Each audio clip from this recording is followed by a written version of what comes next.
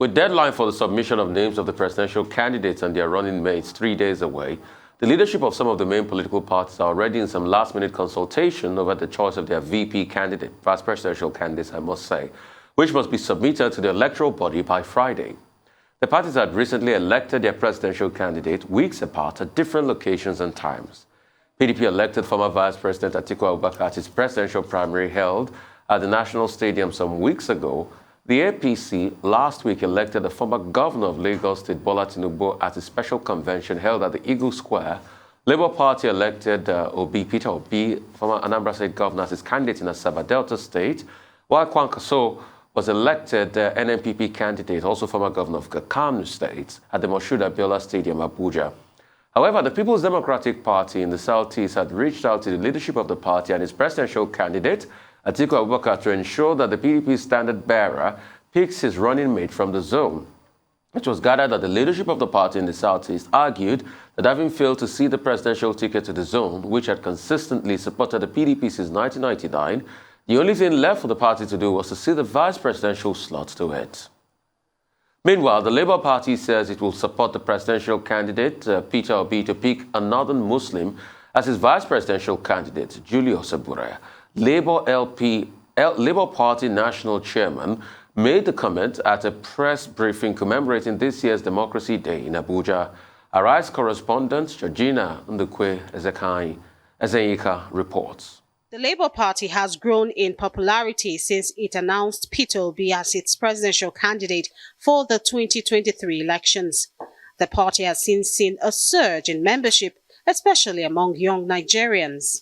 At this press briefing to commemorate this year's Democracy Day, the Labour Party is assuring Nigerians that it will not go against the principle of social-religious inclusion.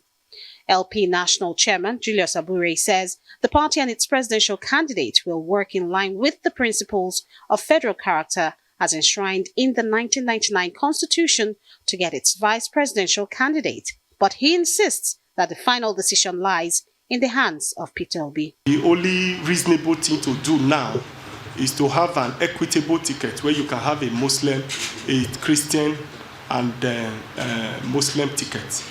And we have just had a Muslim-Christian ticket, having a Muslim in the apex. It is only fair now that you also have a Christian at the apex, and you have you have a Muslim to be the vice president or the second part of the ticket.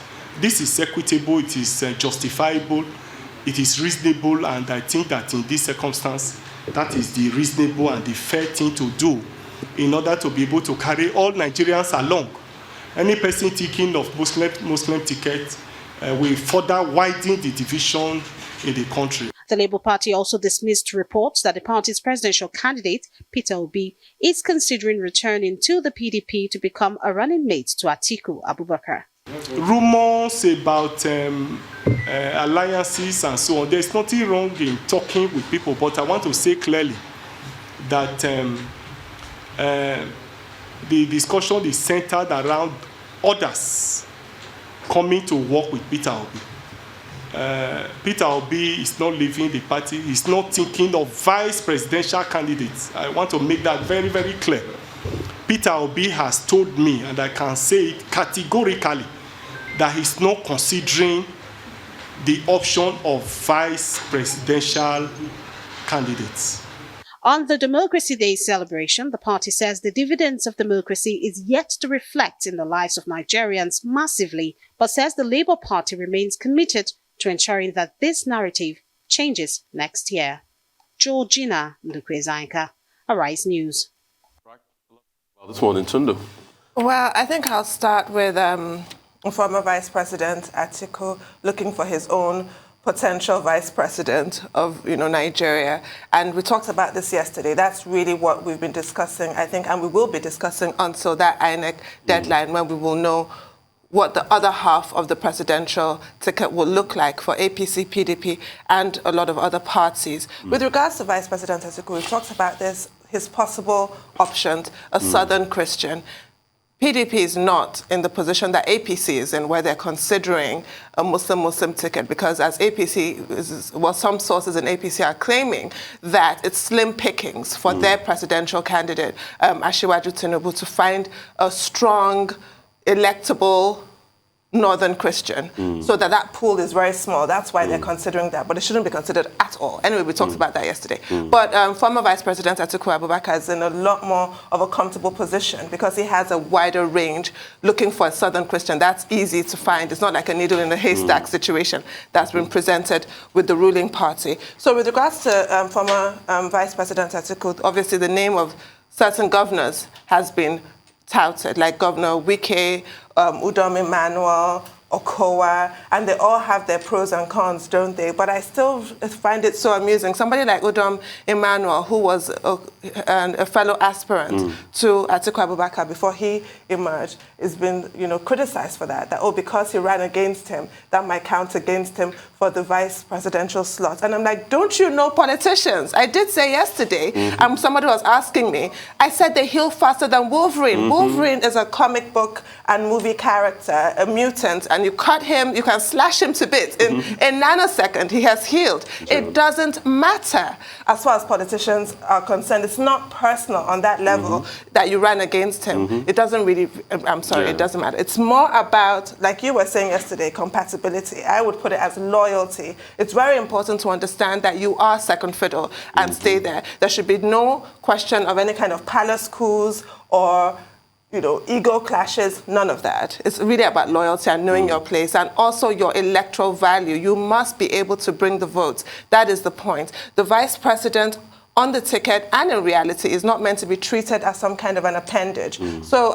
Atiku Abubakar is going to be looking for somebody really strong in his domain. And that's why someone like Governor Wike's name keeps coming up, because he also has the funding. Well, that funding is questionable, but he has it, and he deployed it, as we saw during the primaries. But so those are the considerations that he'll be thinking of. Labour parties and Peter Obi, following that same convention, he is a southerner from the Christian faith, so he's going to be looking for a northern Muslim. That is exactly what we need to say. I don't think any political party really at this point in Nigeria should be trying to field a Christian ticket or a Muslim ticket. It's simply not acceptable now. Okay, I made the point yesterday, I repeat it again, that the vice president of Nigeria is an appendage. The Constitution of Nigeria, Section 5 thereof, vests executive powers in the person. The Constitution is very clear in that regard of the president. And the president is given powers to exercise those executive powers under Section 5, to delegate, if he likes, to the vice president, to delegate, if he likes, to ministers, to delegate, as he wishes, to other principal officers of state. And that in itself compromises Section 141 of the same Constitution, which is there shall be a vice president for the Federation of Nigeria. The functions of that vice president, as we have seen, yes, he's a member of the Executive Council. He attends National Security Council meetings. He's in charge of National Boundaries Commission and some other parastatals. But if the president, within the purview of the extant law, decides that he wants to bench that vice president, he will bench him and he will render him irrelevant. However, this talk about running mates, has become very important because of the peculiar nature of Nigerian politics, whereby you need to carry people along, you need to balance geography, you need to balance ethnicity, you need to balance religion, right? But at the end of the day, the Constitution of Nigeria provides for only one president. It's the equivalent of a monarch within the purview of the Constitution. And that was why yesterday I was talking about compatibility. If you have a president and a vice president who understand the subtext of the issues involved, then they work very well together. The president will not go out of his way to embarrass the vice president. He will know that this man represents a constituency, and the kind of delicate federation that we have, he too has to be carried along so that he can give Nigerians a sense of belonging which is properly defined in Section 14 of the 1999 Constitution, so that, this delicate federalism that we have, all of us will feel that we are part of it. That is the substance of this conversation about who becomes the next vice president. And what we have seen so far is there an attempt to say that if the presidential standard bearer comes from the South, he cannot go and choose somebody from his village to be his running mate. He has to choose from somewhere else because this is a country of 200 million people, multilingual, multicultural, and we're trying to maintain this perpetual balance so that all of us can feel that we are part of this arrangement. So that's the second leg of that, contest that we're trying to define. Now, what have we been told? We've now been told that 3 days left for the political parties, for the standard bearers, to say this is the running mate. Now, we're told that the Labour Party has said, the running mate to Peter Obi will definitely come from the north, and it will be a northern Muslim. Well, that's common sense. You cannot go and pick somebody from Ebonyi State, where the governor is even saying, if he's still the governor of Ebonyi State, Peter Obi will not get 1 vote from Ebonyi State, although he's not in a position to say that. Engineer Dave Umahi should not start sounding like he's the Lord and Master of Ebonyi State. There are other tendencies in that state. Okay, so if they say the running mate will come from the north, fine, but no announcement has been made to that effect. And it's Julius Abure who is telling us about Labour Party. Is Julius Abure the authentic chairman of the party? Because there is Callistus Okafor, who is also saying that he's the authentic chairman of the Labour Party. The indication, of course, is that the crisis within the Labour Party has not been resolved, despite the fact that Peter Obi has emerged as a major phenomenon, as a major third force, supported by young Nigerians from every part of the, from the southern part of the country. I don't see the same enthusiasm among northern youths. But in the south, on social media, yes, if social media can win elections, Peter Obi will be president tomorrow. Social media determine Nigerian elections. Most of those people on the social media, do they even have PVC? Okay? So that's that about the Labour Party. As for the PDP, we're told that there are 2 front runners. Nyesom Wike and also Ifeanyi Okowa of Delta State, River State, Delta State. Okay, obviously within the PDP, it is clear also that the candidate, the running mate, has to come from the south. But at the end of the day, after all the meetings that have been held by the National Working Committee, by the Board of Trustees, by other stakeholders within the party, it is certain that by Friday, by Saturday morning, we will know who has been chosen. Who will Atiku Abubakar choose as his running mate? The Southeast is saying he must choose an Igbo man, but he also has the option of South-South to choose from. In the APC, the big issue is that who is Asiwaju Bola Ahmed Tinubu going to choose? Some Christians have been mentioned. Simon Lalong of Plateau, leader of the Progressive Governors Forum from Plateau State, Boss Mustafa, a Christian from Adamawa, Dogara, from a minority group in Bauchi, former Speaker of the House of Representatives. But the indication is that these are lightweights. They don't control the numbers. They don't have the influence. So you find a situation whereby the APC would, whether it likes it or not, if it focuses strictly on realpolitik, the objective of which is to win election, to grab power, they may have to go with a Muslim ticket, whatever sentiments we may attach to it. And who are those people that have been shortlisted? Atiku Bagudu in Kebbi State. Atiku Bagudu in Kebbi State is a good man, but we have been told that we are not looking for ice cream sellers. He has his own baggage. We are not looking for tomato sellers. Zulum, who could have been, a good man, we are told, he says he doesn't want to bother himself. He wants to solve the problem in Borno State. Nasir El-Rufai will drive up divisive sentiments because of the nature of his own politics before now. Okay? So who are we left with?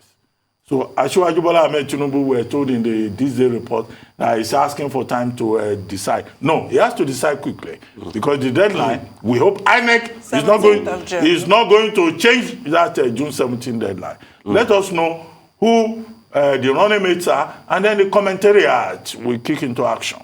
We will be here. But there are others. Omoyele will come with his own running mate. Wale Adebayo of SDP will come with his own running mate. Anyandike of NRM will come with their own running mates. But the politics of Nigeria at the moment is focused strictly on the two major political parties, APC and PDP.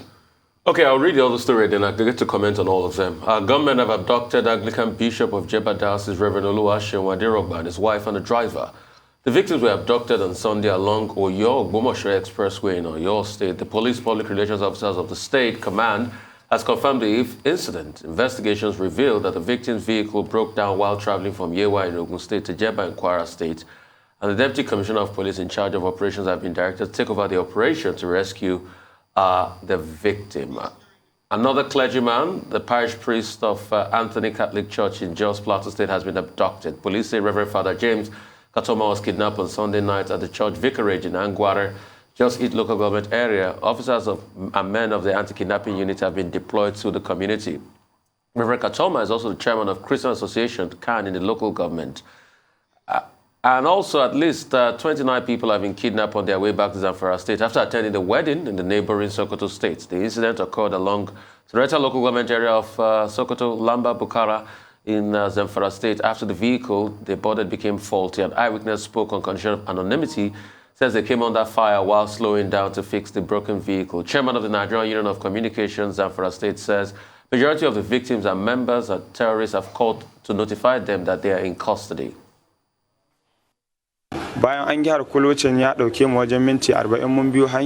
After spending more than 40 minutes fixing the clutch of our bus, we continue our journey from Lambar 3 to Lambar Bakura. Then we started hearing gunshots. I immediately jumped out of the bus through the window.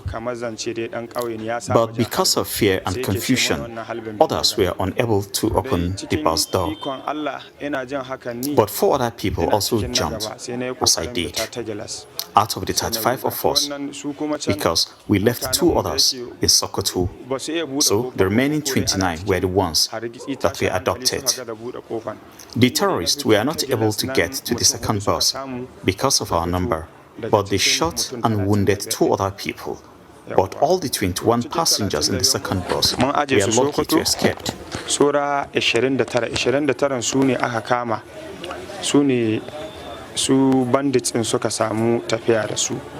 Call for the government. We have seen the effort they are doing during the primary elections that conducted recent. So we want them to give these issues serious attention. They should come back to their various states. They should start negotiations or use the security personnel to see that they bring those members back to their respective family, because those people are very important to the community. So we are appealing. We know they have done their best and they are doing, but still we are calling for them. They should put more effort on this. Right. So concerning this, I'll start first with the VP picks. I think we lie to ourselves so much in this country. Because it's convenient for politicians now, they want to win votes. They've been looking for all sorts of arguments against religious balancing. It is obvious the APC wants a Muslim ticket. That's their path to the presidency. They can have it. But there's a big religious polarization we can't get away from in this country. And it's not only in Nigeria, it's all over the world. We deceive ourselves too much. In America, why is it that when Joe Biden wanted to emerge, people were still talking about the second Catholic president? There are only two. JFK and Joe Biden. America, the bastion of democratic independence, still talks about a Catholic president. In 2012, when Barack Obama was running against Mitt Romney, why were the Americans talking about the Mormon? We'll have the first Mormon president because Mitt Romney is Mormon. Why is it that in Ireland, they are split down the middle between the Protestants and the Catholics in the Stormont? Why? Why is it that you still have that dichotomy between the Irish and the Northern Ireland? Northern Ireland being strongly Protestant, Ireland Free State, which is Irish Republic now, being strongly Catholic. You think this polarization doesn't mean anything? So even in those developed countries in the world, you still have this religious polarization. How much more Nigeria, which a lot of people now feel there's a targeted attack on clerics. See, in the space of one weekend, over 4 clerics kidnapped. That's the new thing in town now. They keep kidnapping bishops, they keep harassing them and attacking them. Many blasphemy attacks when nothing has been done as regards justice. Targeted killings. The church in Owo is another one. And now because it's convenient for us as politicians, we just say, oh, we can nullify the tide because we are the ones always making the decision. Politicians should always remember that in the final analysis, you still come back to Nigeria to get the votes out. So for those that are quick to cite America, I have given a counter argument. If you think, oh, because they're so quick to say, in America, who thinks of your religion? Why were there talks about the second Catholic president when Biden was going to emerge? Why are there those talks? That's America for you. The so-called bastion of political integration. Let's not deceive ourselves. Let's not do things because it's convenient. We want peace and tranquility and development in this country. But we must also respect religious sensitivities across board. That's why the Khan Youth Wing is saying now that no Christian ticket, no Muslim ticket. And that should be the treatment given to every candidate from Peter Obi. I'm excited to speak in a northern Muslim. From Alhaji Atiku Abubakar, that probably will pick in a Christian, to Bola Tinubu, that might be picking a Muslim. If he picks a Muslim ticket, I've got nothing against him. That's what he feels can win it for him.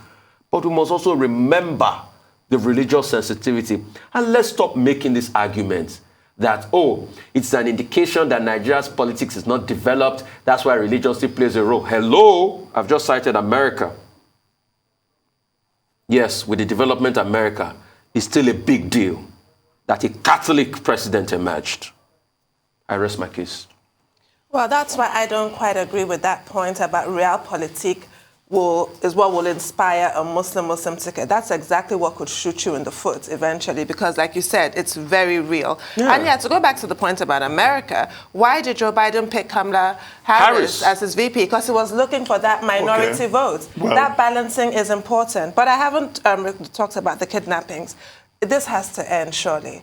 There's the opportunism that we saw with the Zamfara case where their bus broke down, and also in the Oyo case. Mm-hmm. But there is the fact that in Jos, the clergy was targeted. The Catholic priest was targeted. Mm-hmm. And that cannot be swept under the carpet.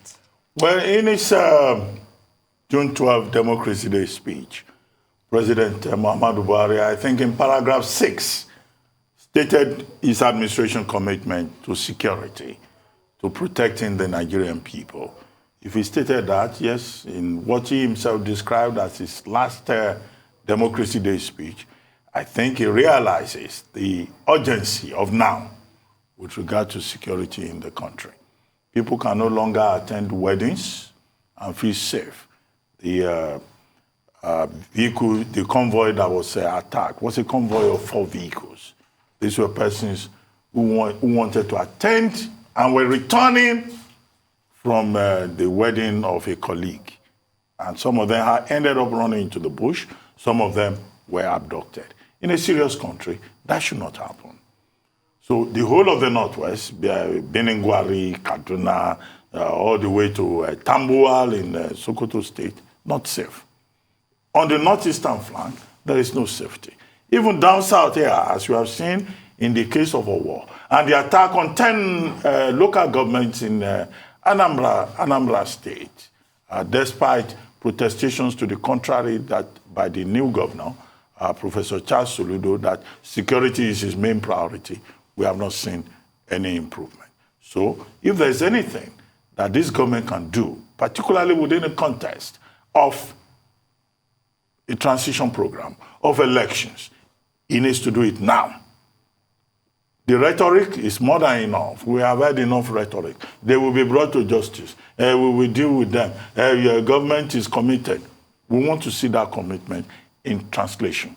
And that commitment to be inherited by whoever becomes government of Nigeria beyond May 29 next year. And finally, on the question of realpolitik, the grammar of politics, as defined by Harold Lasky, is what it is. Politicians want to win elections. They will adopt their strategies. If it does not work for them, it does not work for them. It won't. But what is important is that the people must be given the latitude, the opportunity, their rights under the law, the rule of law, to choose, to decide. So if one party thinks it's a Muslim ticket that will work, it's a proposition, it's a consideration. It's now for the Nigerian people to decide whether they will buy into that contract or not. But we will see by Friday, we will be on, in a stronger place to begin to interrogate the choices that have been made. And who says that our supposition that this is APC versus PDP will be the reality at the end of the day. Anything can happen within 7 months. Maybe a third force, as has been predicted, would emerge. Maybe the social media will prove us wrong this time, as there is a phenomenon that is developing on the Nigerian social media. Maybe this time around, the commentariat will have to revise his previous assumptions. We wait, we'll see. That's all on News and Light. We'll take a short break. When we return, we'll have Rotus, we have Michael to give us updates on Africa Global Business. Stay with us.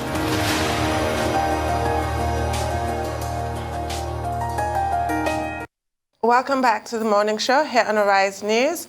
Our dependable Rotus Adiri is here to give us an African business update. Good morning, Rotus. Good morning, Tunde. Good morning, everybody. Good morning, Doctor. So I was listening to your prior segment, and unfortunately, I don't have much more positive news to add to what the unrest and what's going on, because this kind of dovetails into that. The World Bank is releasing a report later this afternoon in Abuja, and the report basically is warning of more hardship for Nigerians. Now, the key thing is more hardship. Now, as a result of higher inflation, rising cost of goods and services, the insecurity that you've mentioned. So things, according to the report, are not going to get any better. We should have Country Representative Shabam Chuduri and Senior Economist Marco Hernandez on the show tomorrow to delve into the report. They'll be releasing it later on in Abuja, later today. And then it just goes on from there. Allianz, the global insurance firm, is warning of, global firms of civil unrest as a result of the COVID pandemic, the war in Ukraine. These are images now from past unrest in France, in Chile, in fact, let's take a look at the warning itself. You can actually take a look in the United States, in South Africa, where all these things have happened and lots of damage has occurred to firms. So, they're saying essentially inflation and disrupted supply chains could cause civil unrest.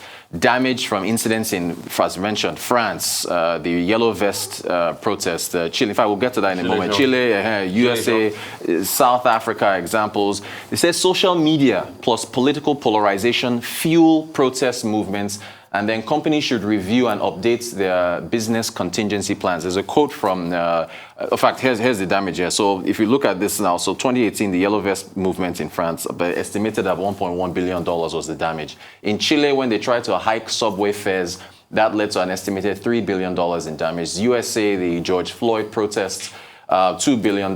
And then South Africa, the Jacob Zuma arrest, the protest left at about $1.7 billion. The NSARS protest should be on here, but I guess because in dollar terms, these are much larger as well. They itemize those ones. Srdjan Todorovic, He heads the crisis management for the company, saying civil unrest increasingly represents a more critical exposure for many companies than terrorism. I wonder what you guys think about that. Incidences of social unrest are unlikely to abate anytime soon, given the aftershocks of COVID, cost of living crisis, and the ideological shifts that continue to divide societies around the world. He continues and says that businesses need to be alert to any suspicious indicators and designate clear pathways for de-escalation and response, which anticipates and avert the potential for personnel to be injured and or damage to business and personal property. Now, here's what he says about social media, which I thought was interesting. The unifying and galvanizing effect of social media on such protests is not a particularly recent phenomenon, but during the COVID crisis, it, along with other potentially inflammatory factors such as political polarization, anti-vaccination sentiment, and growing mistrust in government combined to create a perfect storm of discontent. Remember what Muda Yusuf put out in his electioneering bullet points, which we talked about yesterday, where he was saying heated rhetoric fuels these types of things. So, you know, that's there from Allianz. And then finally, speaking of social media, in fact, that's why I had that quote last. We dovetail into NITDA. They put out a press release. The National Information Technology Development Agency here in Nigeria issued a code of practice for interactive computer service platforms, internet intermediaries, and conditions for operating in Nigeria. So here they are. I mean, we've seen this with respect to Twitter. They're basically saying, you know, they should register with the Corporate Affairs Commission, appoint a representative to interface with the Nigerian authorities, abide by all regulatory demands, comply with applications for obligations and operations, and so on and so forth. They basically want a country rep, but this is now for all. So your TikTok, your Twitter, Instagram, all of them, essentially. So, you know, is that practical? Tundu, is that practical? What if every country around the world asked every social media company to appoint a country rep? Yeah, but they should. But would they have the staff? Can they do that? They should find the staff. Otherwise, they should close up shop because they cannot be allowed to be running rampant. That Allianz report really lays it bare, the power of social media when used for malevolent purposes. And we have seen social media being linked to violence all over the world, including Nigeria. We've seen it being linked to genocide in Myanmar of the Rohingya Muslims. So they cannot be allowed to run rampant. And I really do congratulate NITDA on this initiative. And it's not just about Twitter being singled out for bad behavior, because you know what they did when they banned, they deleted President Muhammadu Buhari's tweet and got banned from Nigeria. This is applying across the board.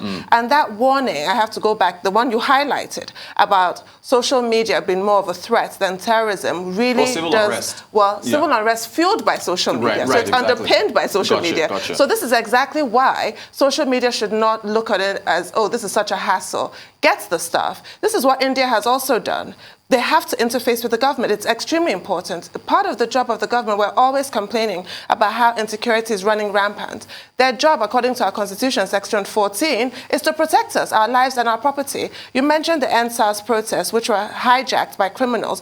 A lot of people are still reeling from the losses. Lagos State alone had to pay 1.1 billion naira, Lagos State Employment Trust Fund, for businesses that were affected, severely impacted. I shouldn't even say affected, that's putting it too lightly. By those protests. We cannot afford to have that continue. It is imperative that those social media companies comply with NITDA. They have to. So they're responsible for despite free speech, you're suggesting that they're You can't have unfettered, we're not Elon Musk here. We cannot have unfettered free speech. Free speech has some really damaging, people get killed as a result of free speech. So surely there need to be regulations. And it comes with responsibilities. With great power, like the power the social media affords Spider-Man. you, she'll come. You've got all the pop culture, I love all the superheroes, Jay-Z, darling. I love it has to be superheroes. said. You know, quote Peter Parker. Yeah, Spidey. So, and good one, because you see, I saw the power of social media when the protest in Tahrir Square in Egypt happened. When the revolution happened, started by Mohamed Bouazizi, that set himself alight in Nigeria, and the Arab Spring started. 10 years ago, we saw the effect of it, and it's only grown across the years. I support this, that the government has done. What I did not support then was the high-handedness against Twitter. The ban was wrong. The ban was wrong. This is right. But this is right, because we need to rein people in. And what are they asking for? Those suspected accounts, troll accounts, bots and the likes. Submit all of them so that we can know them. And you have a right to take them out because free speech comes with responsibility. It's not injurious speech. Free speech should propel a debate, educated, civilized debates. The reason why you are saying social media is rough out there, like you were saying this morning, is because now we don't even have debates any longer. We have hate, we have vitriol, we have attacks, we have insensitivity that is malicious. So I'm happy about that. Concerning what Alayon said, it is obvious. When you check back history, after the Second World War, economic imbalances caused this too. High inflation, there was scarcity. It was so bad that there was anecdotal evidence of people that went to, I think, it was so bad in the UK then, there was anecdotal evidence that when they held, I think, one of the tennis tournaments, people begged people from America to bring meat for them because there was scarcity of meat, there was scarcity of salt. And we can say we've gone through a third world war. COVID was a war. It had war-like effect on the economy of the world. It was shut down. Nothing could happen. But the silver lining, like you always look for, it is always the storm before the calm. Because look at what happened after the Second World War. The 40s were crazy. We had, what is it called, agreement in New Hampshire in America. I forget that agreement between America and Britain that heralded the financial system of the world. What, Bretton Woods? The Bretton Woods. Oh, okay. After the war. Yeah. Then after Bretton Woods in New Hampshire in America, then the 40s swung on. But the 50s, economic growth came again and it came strong. And that heralded what we call to be the swinging 60s and that consolidated in the 70s. Yep. Before we had another blip in the 70s again when Yom Kippur happened in 73. So it is the storm before the calm. We will ride through this. That's why our government should think of what to do to the people. Pump more money in the economy, allow for economic indices to come in, and we'll start to reflate. It will be better for this country. Well, what is clear is that the world is in a difficult place. Yep. 10 major economies in the world, the 10 leading economies, they are all facing the risk of a recession. The World Bank, the IMF, they talk about stagflation. Stagflation means weak growth. And all these major economies are suffering. Emerging markets are also suffering. The Bretton Woods institutions have had to downgrade their projections for economic growth. For 2022, we're down to just about 2.4%.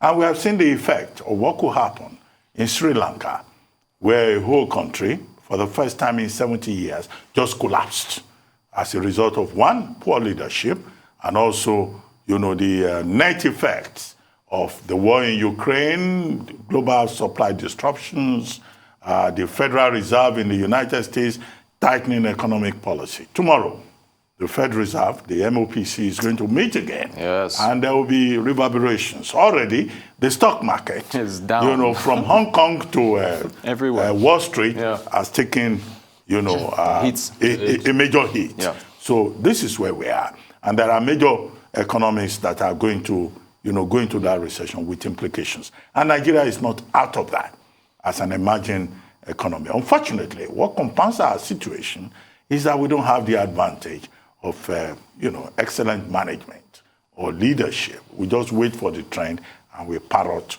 what is going on elsewhere. That is that about that. Now, as for regulation, this is not the first time that the Nigerian government is going to talk about regulation of internet consumer services. You remember all that argument over social media bills and all that. But it's not only Nigeria that has worried about the effect of the social media. We've seen New Zealand worrying about it. Australia, in Europe, Google and some of the major big tech companies have been slammed with heavy fines because of this regulation. We've seen New Zealand, Jacinta Ardern, and the French President, Emmanuel Macron, coming together to lead a revolution against the abuse of the digital space. So Nigeria, in principle, may not be doing anything wrong. However, the problem is that delicate province of the freedom of expression. This should not translate into an abbreviation of the right of the Nigerian to express himself, whether he wants to do so on TikTok or Instagram or whatever other platforms are available. Okay, what are we asking for? What is Nigeria asking for? Registration with CAC, payment of tax, right? Liaison with the Nigerian government to make sure that you don't use your platform to cause problems in the country. On the surface of it, these are legitimate things, but this should not be twisted to translate into the suppression of the freedom of expression. Social media is a reality that we have to deal with. One author has predicted the death of the newspaper at some point, and I have argued in one presentation that is not likely to happen by 2023 as predicted. 2023 is almost here. But social media is a reality we have to deal with. But, regulation should not rob us of the right to connect, to live in a community, to globalize, because globalization has not ended. Exactly. But it's taking a new definition. Okay. Thank you, Rotis. Thank you so much. Moving on to more business update, Michael Wilson joins us now from London. Good morning, Mr. Wilson. Good morning. As you've been talking about the Asian markets, yes, of course, they're all down. The real thing is going to be how much the Fed increases interest rates when it announces it eventually towards the end of the week. Is it going to be 0.75% or 0.5%? Really, that's what everybody's worried about. The Nikkei down 1 point, nearly 2%, basically. Shares in SoftBank down, Hong Kong down 2, mainland Chinese stocks also down 2.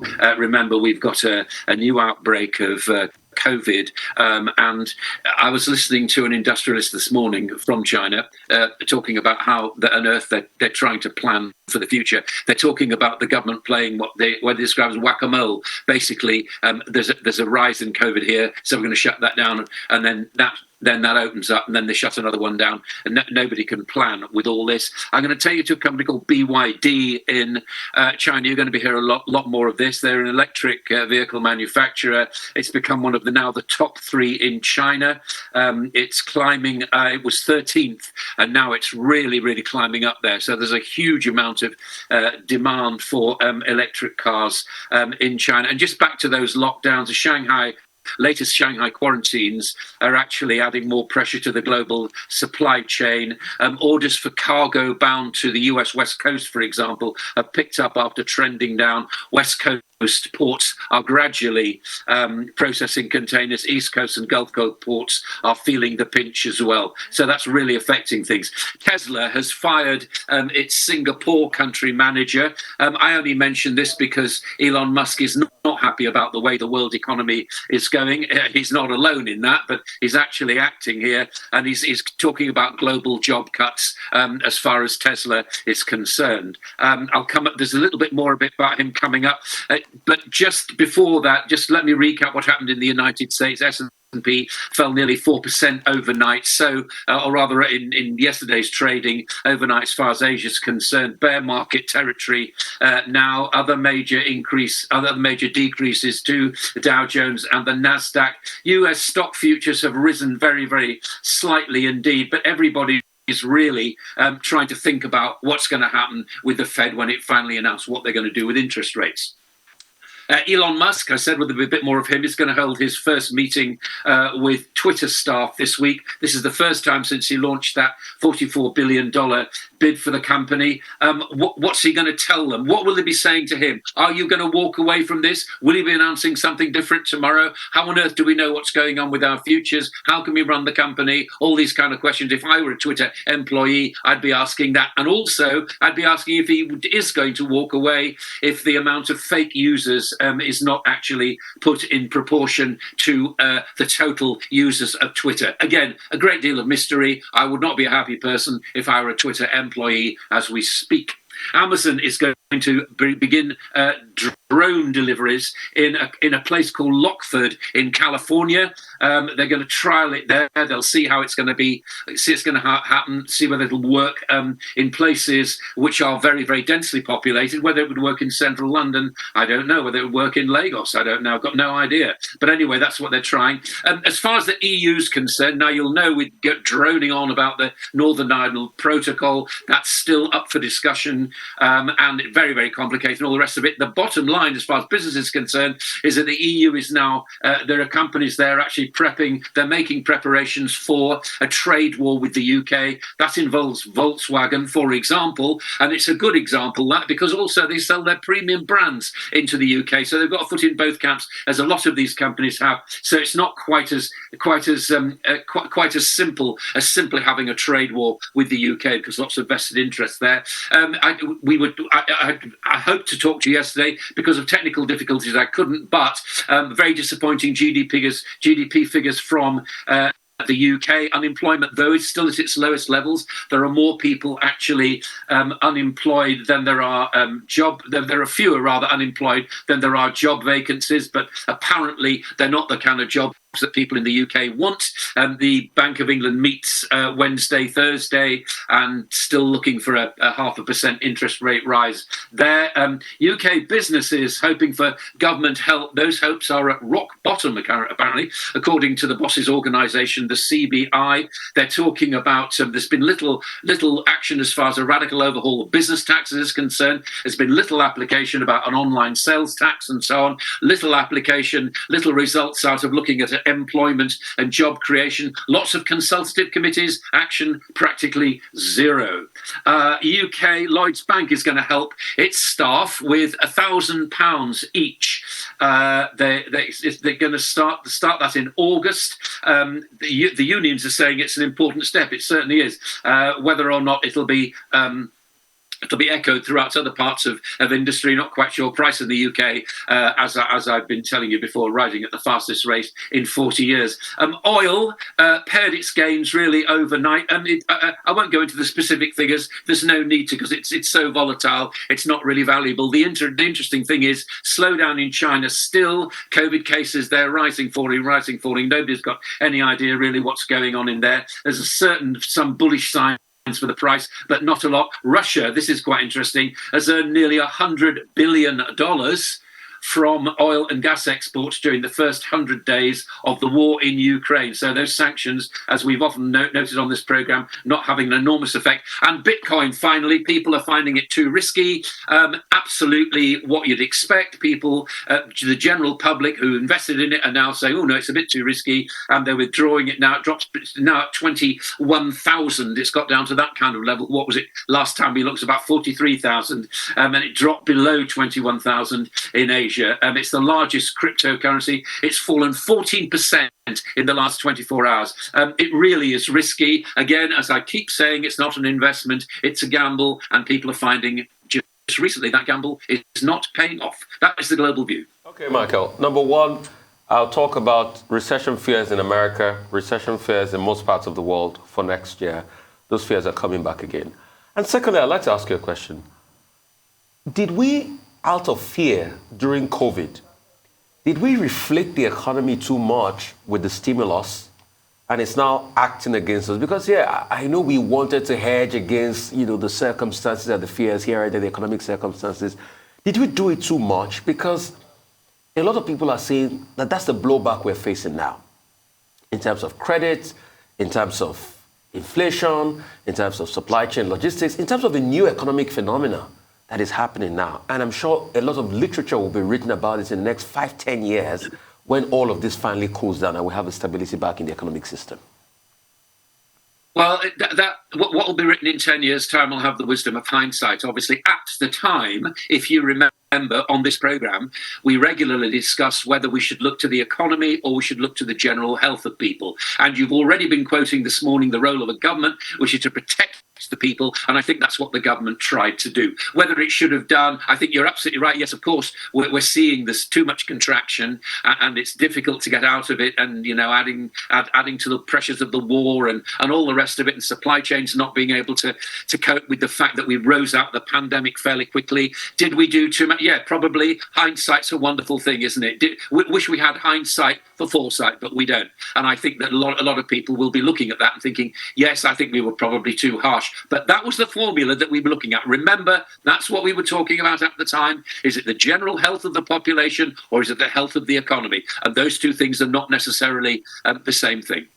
Okay, Mr. Wilson, let me ask you. This Northern Ireland Protocol that Prime Minister Boris Johnson is trying to override. The proposed legislation was before the House of Commons yesterday. It went through the first reading. Now, what are we looking at? A trade war, particularly as most members of the Conservative Party are against Mr. Johnson trying to violate international law. Or is the Prime Minister grandstanding? And in the event of a trade war, even in the face of the EU saying it's ready to negotiate, and the US saying this should be a violation of the Good Friday Agreement, and the Johnson administration saying, no, we're going to override European Court of Justice, we're going to change the protocols. Who is going to win? Who is going to lose? Well, if there's a trade war with the EU, it will be very, very complicated indeed. Because as I was saying, yes, there are international companies thinking that there will be a trade war, or there may be. They're preparing for the worst. The problem is that most companies who deal with the EU and the UK have feet in both camps. So it's not quite as simple as that. As far as who the winners and the losers will be concerned, I mean, the Americans would do well to stay out of this, I think, because they think that they all have Irish nationality. No, they don't. And really, the Good Friday Agreement was but slightly brokered by Clinton, but it was down to the work of the Northern Ireland government. It was down to the work of the Irish government, and it was down to Tony Blair's Labour government, who actually pushed that agreement through. The issue is whether or not the trade between the mainland UK and Northern Ireland will remain sticky, or whether they will try to open it up. And I think what's happening right now is that they will open it up. I really hope they do. As far as the EU is concerned, and international law, not sure about international law. Is there such a thing as international law? I mean, how many people have tried to impose something like that? No, I think this is the business of Northern Ireland and the United Kingdom and also the island of Ireland as well. If there's going to be EU fallout over this, and there probably will be, they will have to sit round a table and discuss it as they always do. Remember, as I've always said, trade wars are a long, slow death. That's what it's like. That's what it's like discussing them, and that's what they're going to have to do. It'll be very difficult. Well, thank you for your time this morning, Mr. Wilson.